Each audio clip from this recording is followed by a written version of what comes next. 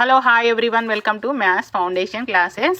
So today topic is HCF. HCF means highest common factor.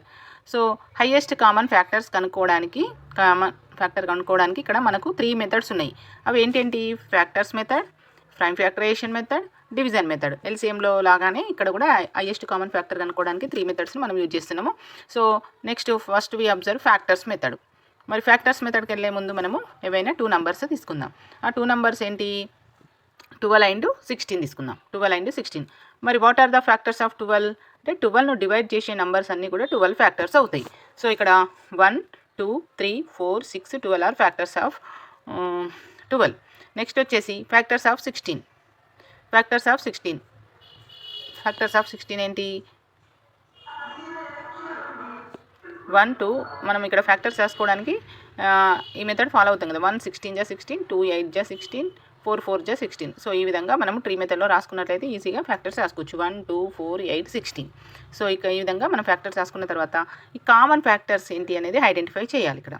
So ఇక్కడ common factors of 12 16 are 1, 1 ఉంది. రెండిట్లలో both నంబర్స్లో ఉన్న నంబర్ని ఫ్యాక్టర్ని select చేసుకోవాలి. ఇక్కడ మనం ఏంటి? 1 ఉంది. సో ఇక్కడ 1 రాసినాం. 2 ఉంది. 2 రాసినాం. తర్వాత 4 ఉంది. 4.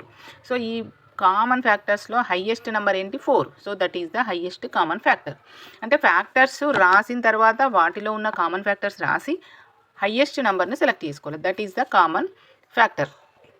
సో ఈ విధంగా మనము ఏవైనా 2 నంబర్స్ తీసుకొని చేయొచ్చు. సో నెక్స్ట్ వచ్చేసి ప్రైమ్ ఫ్యాక్టరైజేషన్ మెథడ్. మరి ప్రైమ్ ఫ్యాక్టరైజేషన్ మెథడ్ అంటే మనం ప్రైమ్ ఫ్యాక్టర్స్ రాసుకున్న తర్వాత ఏం చేద్దామో చూద్దాం. ఇక్కడ ఇదే నెంబర్కి తీసుకుందాం హెచ్సిఎఫ్ ఆఫ్ 12 16.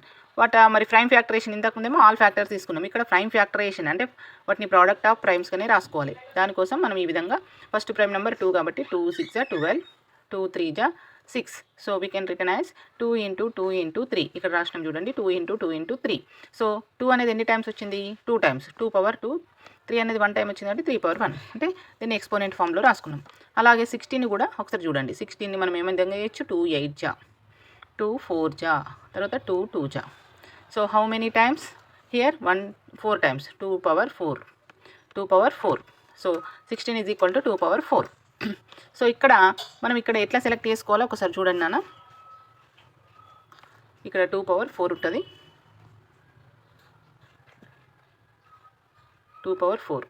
సో ఇక్కడ 12 16లో హైయెస్ట్ కామన్ ఫ్యాక్టర్ అనేది ప్రైమ్ ఫ్యాక్టరైజేషన్ మెథడ్లో ఏ విధంగా సెలెక్ట్ చేసుకోవాలి అంటే ఈ కామన్ ఫ్యాక్టర్స్ ఏవైతే ఉన్నాయో అంటే 2 power 2 ఉంది, 2 power 4 ఉంది. ఈ రెండిట్లలో లీస్ట్ ఎక్స్పోనెంట్నే తీసుకోవాలి. అంటే లీస్ట్ ఎక్స్పోనెంట్ అంటే చిన్నది. 2 4లో చిన్నది అయితే 2 ఎక్స్పోనెంట్లు కాబట్టి 2 power 2 ఈజ్ ద హెచ్సిఎఫ్ అవుతుంది. ఓకేనా? Next division method. సో ఇక్కడ డివిజన్ మెథడ్లో మనము అదే నెంబర్స్కి చేద్దాం. డివిజన్ మెథడ్లో. సో ఇక్కడ మనం తీసుకునే 12 16 కదా.